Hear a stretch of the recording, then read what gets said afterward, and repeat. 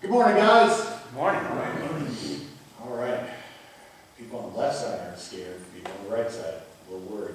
See you back there a little further. Anyway, excellent. I have been talking about this thing called faith. Hopefully that worked. Did we get you a slide with pretty pictures on it? Okay, good. So at least Dennis can understand now. So we got pictures. We've been talking about faith, and today is I'm kind of wrapping that up. I want to move into talking about the church after this, and what it means to be the church, what it looks like to meet together. But, am I on, by the way? I think I am a little bit. Okay, cool. I want to wrap up faith today, and I've had a good time talking about faith. I enjoy faith. I think faith is probably one of those things as a Christian you need. You know, I don't know if you've thought about that, but I think you need faith as a follower of God. And I've enjoyed talking about bunches of different people, how their faith has affected their lives, how their testimony from not only the Old Testament, but also the New Testament, which I think is neat. Because so often we think, oh, that Old Testament stuff, that's just Old Testament stuff. We don't want to worry about what Moses did, what Abraham did, you know. We don't want to worry about why did God have the people of Israel drive out the Canaanites? Why did he have them kill them? We don't want to worry about that. We want to go, you know, that was Old Testament.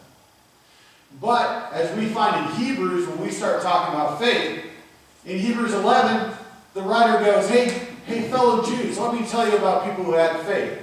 And he doesn't go, well, all of these apostles, they had faith. He could have. He could have said, oh, Peter, James, John, they had faith.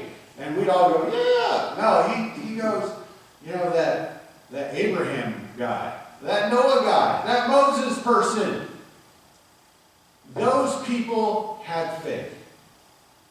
So we can't disconnect the Old Testament from the New Testament when we talk about faith. So there isn't much else we can disconnect from the Old Testament.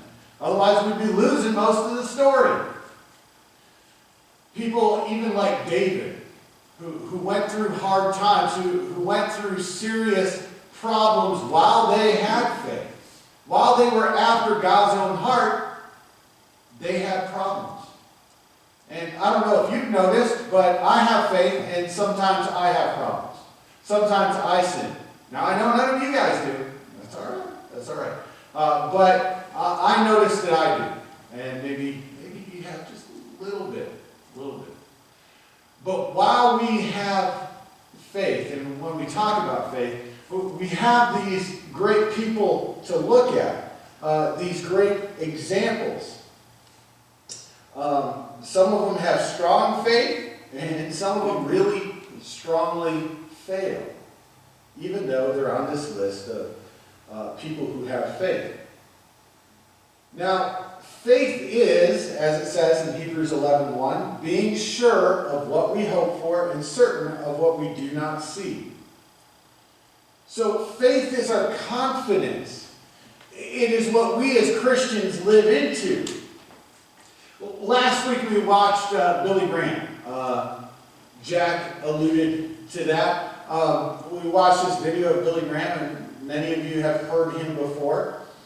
He has only preached to like 2.2 billion people. So only a couple of people he's reached out to over his couple of years that he's been preaching. But we watched a message.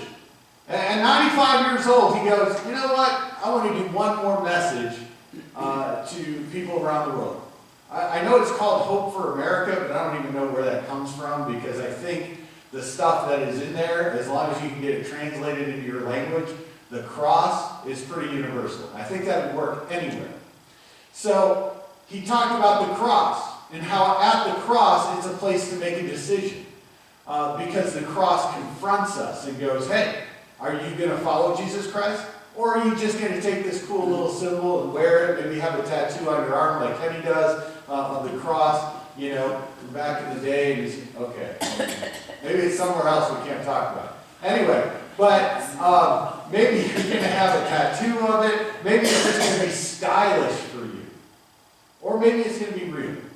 Maybe it's going to make a difference because there's a guy named Jesus who died on that cross.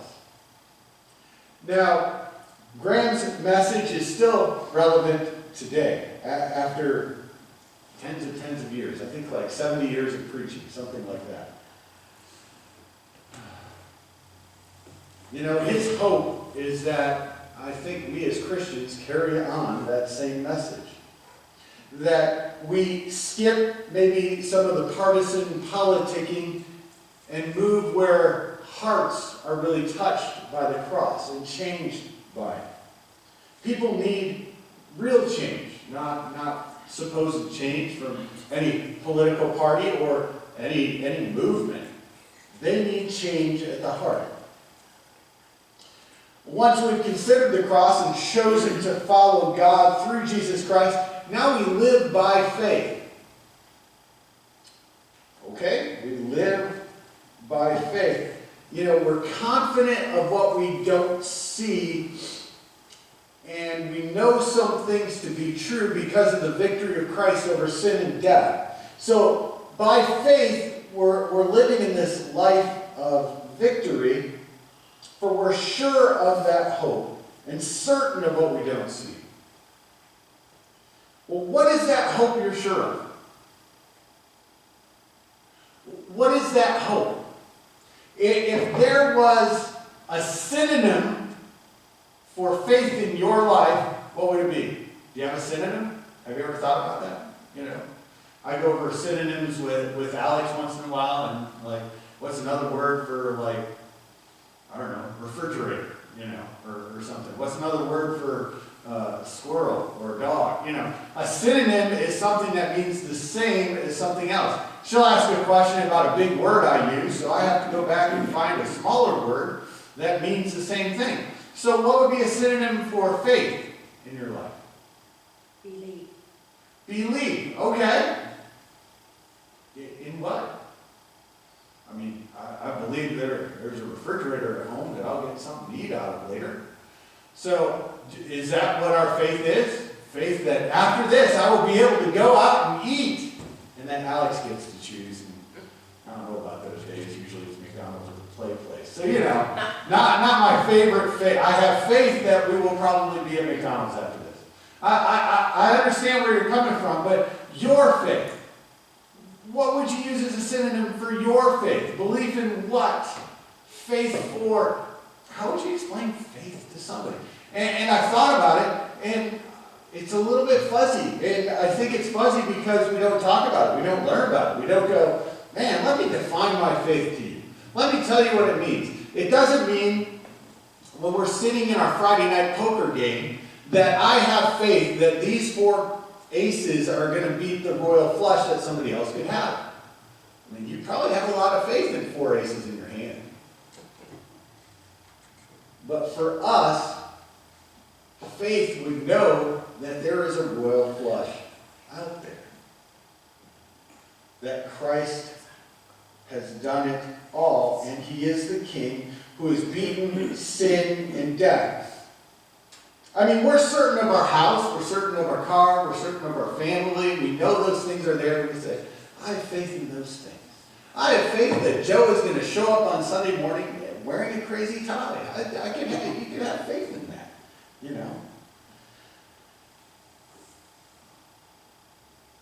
I think if you view Christians from the eyes of regular people, if regular people are looking at you and they look at, man, what do these people have faith in? Would they go, well, I know that these people have faith because I see them on their knees all the time praying. I see them looking up to heaven with hands raised. I see them pull money out of their pockets all the time and handing it to people so they can get stuff done. Or do they go, well, they have faith that their car is going to start. They have faith that they are going to make it to lunch after all and to their refrigerator. They have faith that their money is going to be there to buy something. They have faith in those things. What would somebody looking from the outside in say that you have faith in?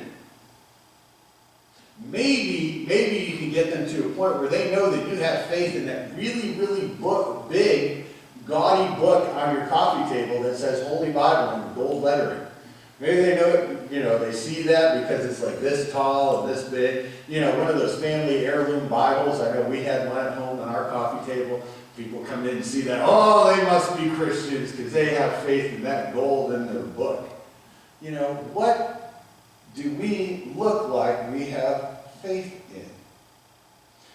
Do we have faith, does our faith help us to be confident in political struggles?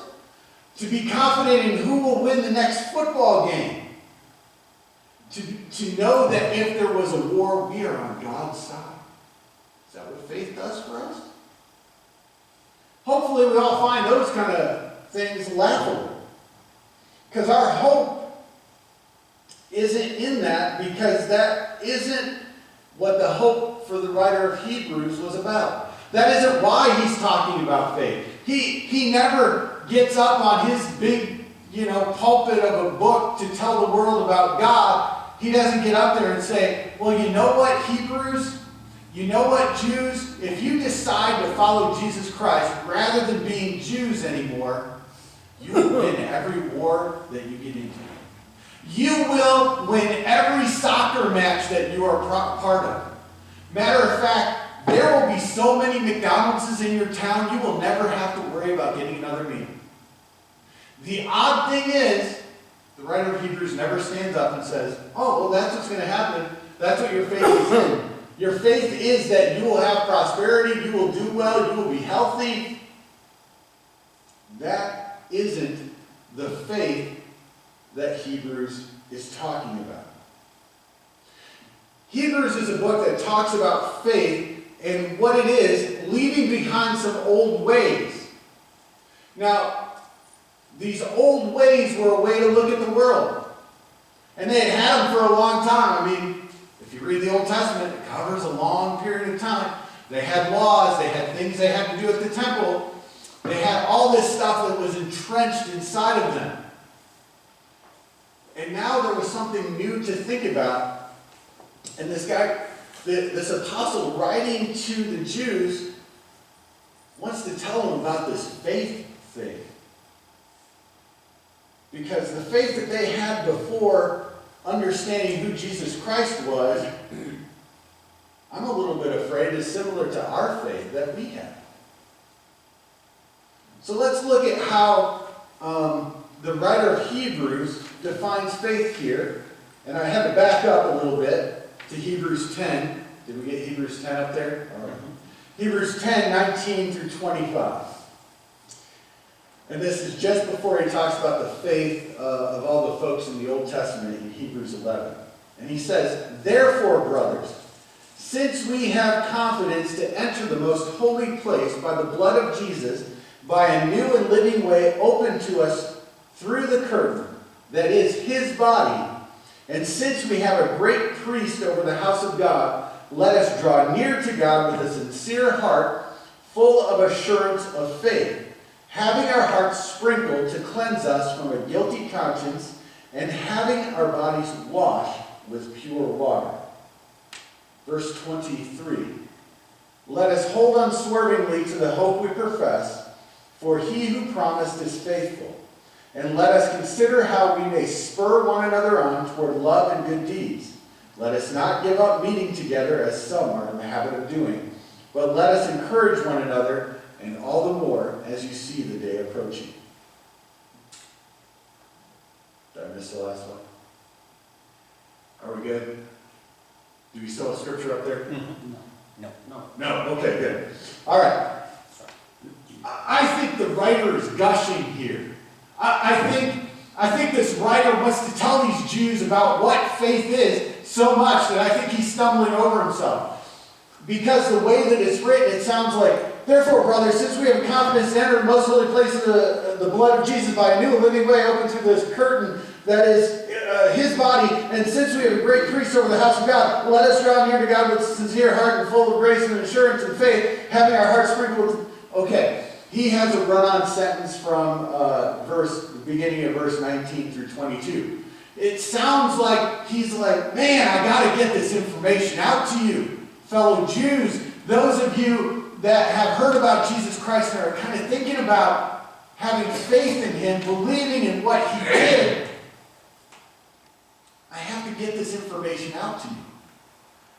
And he talks about this faith in ways that I don't feel like we talk about. And I understand, these are Jews, okay? And sometimes we have a hard time applying stuff written to people who are Jews to ourselves, but I think this works for us in defining faith.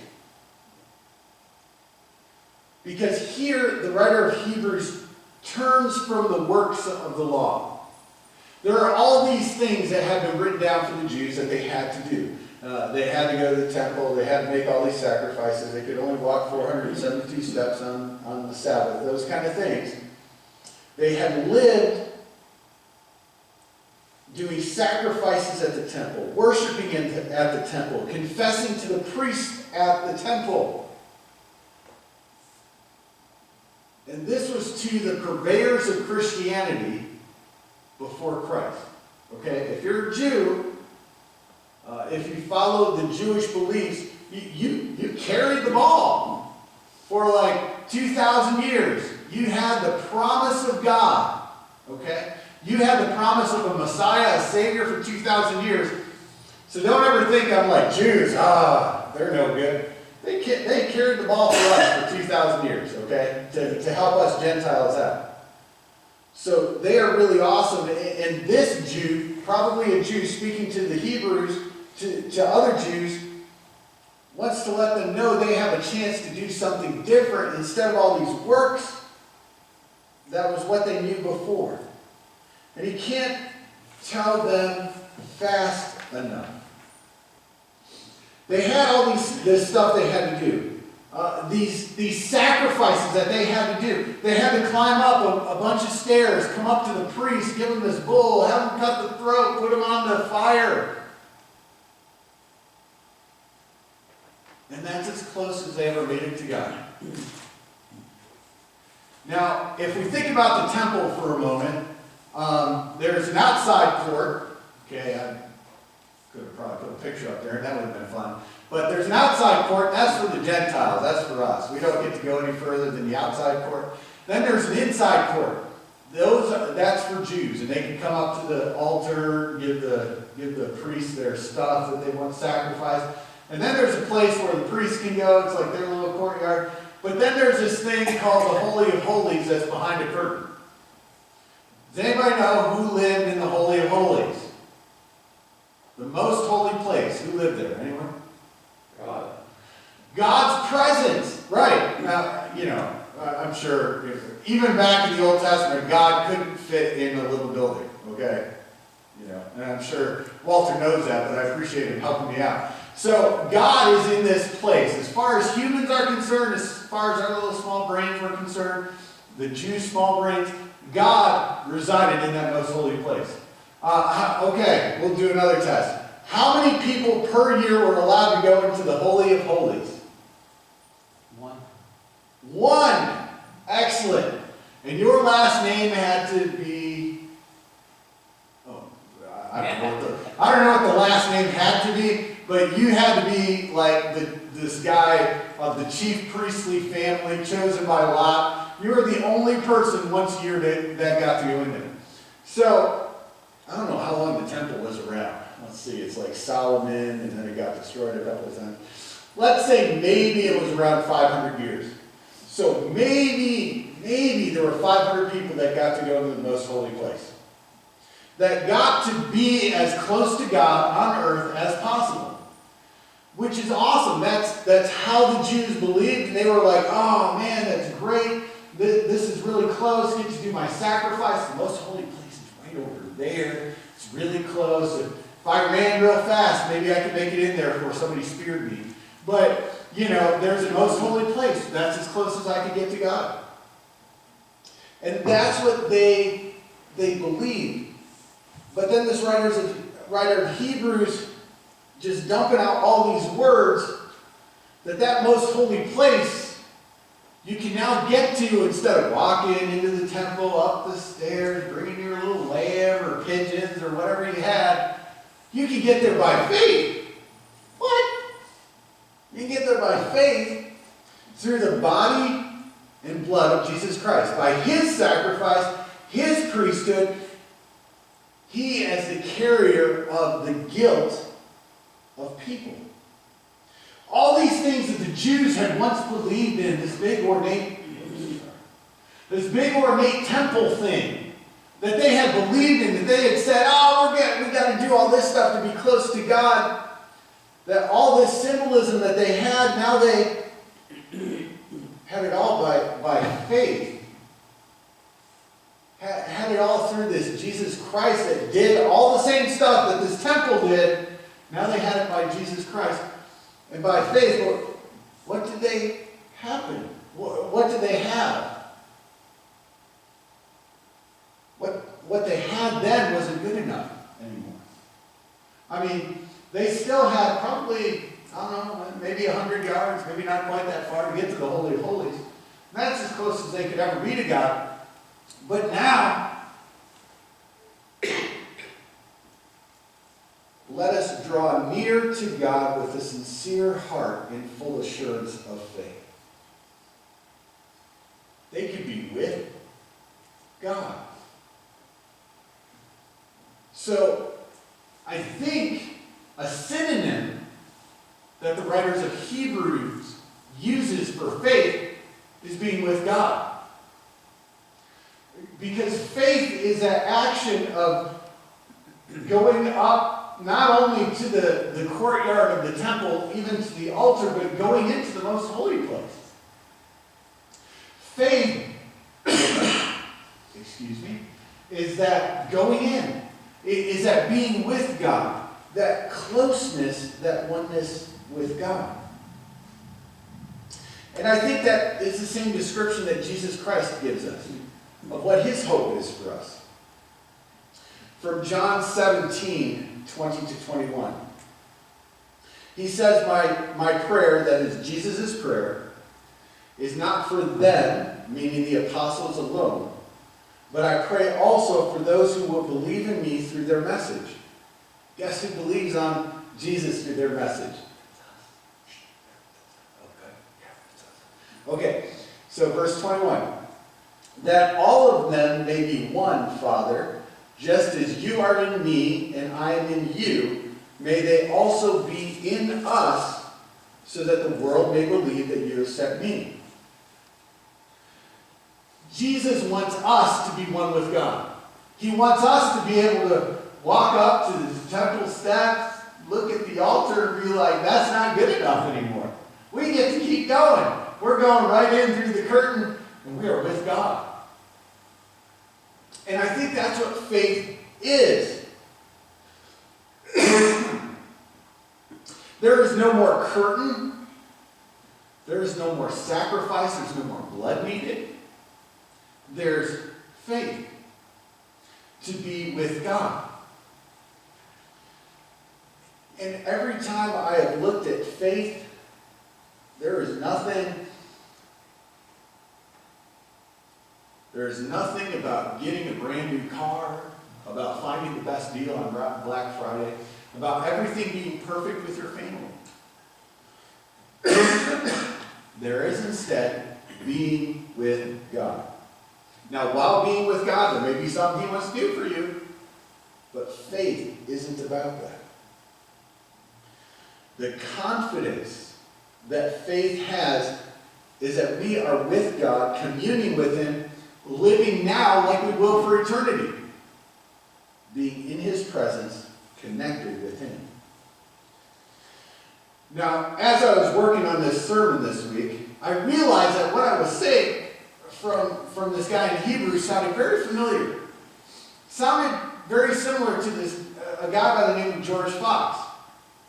See, George Fox was around in the 17th century, and hopefully I got that right because I think that means the 1600s. So he was around in the 1600s. I always get that kind of goofed up in my head. But he was around in the 1600s, and he went to church. He was a good boy. He went to church, and he did that. But he was around the Anglican Church. Now this is after the Protestant Reformation, where all these awesome Christians said, you know what? The Catholic Church and all you priests are doing stuff wrong. You need to fix it. So we had all this Reformation stuff, and now we come to the Anglican Church, which is very close to the Catholic Church in the way they do things. There's a priest, he does confession, a little Eucharistic. I don't even know, do they call it the Eucharist in the Anglican Church? Anyone? Yeah? Okay. So they do the Eucharist. They do very similar things to the stuff they did in the Catholic Church. So along comes this guy named George Fox, and he's reading the Bible for himself. You know, he's trying to understand what's God saying, what's he saying here, while at the same time he's involved in church, and he has to go there every Sunday, do the same thing, listen to the priest, get his little forgiveness from the priest, take the Eucharist, do all those kinds of things. And he recognizes something by being with God. He says that people can get to know Jesus themselves.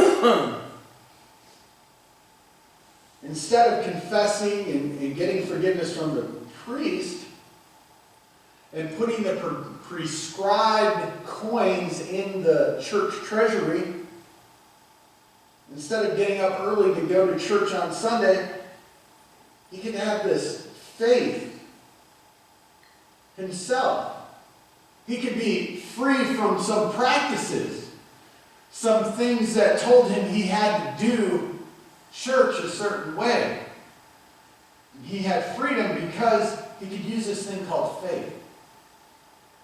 Use this thing called being with God. He could be with God himself. He was set free, and that's what he proclaimed. He'd go into churches and get tossed out of churches because he said, you don't need the priest. And the priest said, well, you don't need to be here. And he got tossed out. And he went around the countryside and the towns letting them know to be with God, to be with Jesus Christ. You do not have to be in a building where some guy standing up at the front tells you what you have to do. By faith, you can know God. You can be present with him. And I was like, man, this George Fox guy sounds a lot like this guy in Hebrews that said, you don't need all of this stuff anymore. Because you can be connected with God. Because Jesus Christ died for that and rose again. You can have confidence in knowing God. And he gave the church a new shot in the arm. Said, hey, let's get going. And Quakers, we did some good stuff. It was beautiful.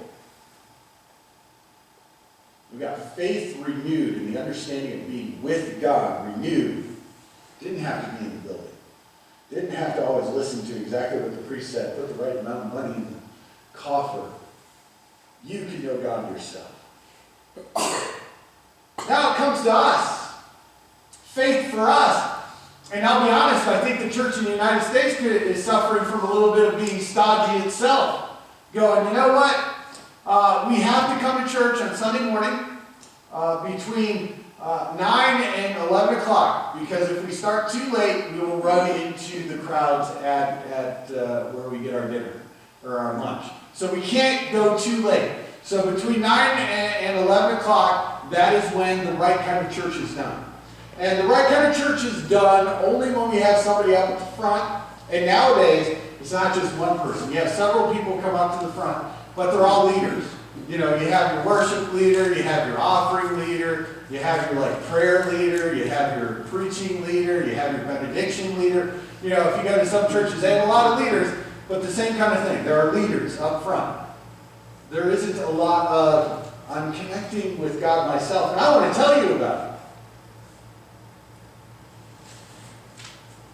We get stuck in a place where we get up on Sunday, we read our daily bread devotional. We go to church, maybe even Sunday school. We go out to eat after the service to talk about life events. We make it home to watch the Colts game, or preferably the Bears game. Or even better if there's hockey on. Anything better, all of that's better. Anyway, but God and your vision, and your version, when you go to sleep at night, at the end of the day on Sunday, you do your own version of, now I lay me down to sleep, pray the Lord my soul to keep, and then you run whatever you want at the end, We do everything the same way, and then we go, that's my faith. Folks, that isn't what the writer of Hebrews probably died for. That isn't what George Fox probably died for. And it's certainly not what I want to die for. Faith is being with God. That's what faith is. It's that connection of being connected with God. Being present with Him from moment to moment. In everything you do, in every moment you live, every circle you do on your car to get the wax on or the wax off, both of those, everything, going to the bathroom. If you go, I'm going to the bathroom by faith, that doesn't mean that you're working on prostate issues. That means that God is with you. He is ever present. I am going to go get my sub sandwich out of the refrigerator by faith. Excellent, you're going with God. Because He's called you to get your sub sandwich. You might go, what do you call it? God doesn't want you to die of starvation. I'm pretty confident with that. He may want you to fast a little more often than you do. He may want you to go work out or walk around the block a little extra. But most of all, He wants you to be with Him. And that's what faith is. Being ever present with God. Not being far away from Him, not being confused, knowing Him, and living in that. Living in the Holy of Holies all the time. You're like, I can't live in the Holy of Holies and go to the bathroom at the same time. By faith you can. You can be with God all the time. The Christian faith is being ever present with God. Living today just like you will the rest of eternity. That is faith. The wonderful thing about faith is faith will end. There will be a day that you no longer have to have faith. That day might be a little bit scary for you. Because it is the day you will meet God face to face. You will no longer be in the shadowy world of working with faith. You will be face to face with God the Father and with Jesus Christ. I wanted to close with this blessing of kind of excitement and joy that comes from this guy, David. And it's one of his Psalms, Psalm 130, and it says, out of the depths I cry to you, O Lord. O Lord, hear my voice. Let your ears be attentive to my cry for mercy. If you, O Lord, kept a record of sins, O Lord, who could stand? But with you there's forgiveness. Therefore you are feared. I wait for the Lord. My soul waits. And in His word I put my hope. My soul waits for the Lord more than watchmen wait for the morning. More than watchmen wait for the morning. O Israel, put your hope in the Lord. For with the Lord is unfailing love. And with Him is full redemption. He Himself will redeem Israel. Now it put any God follower from all of their sins.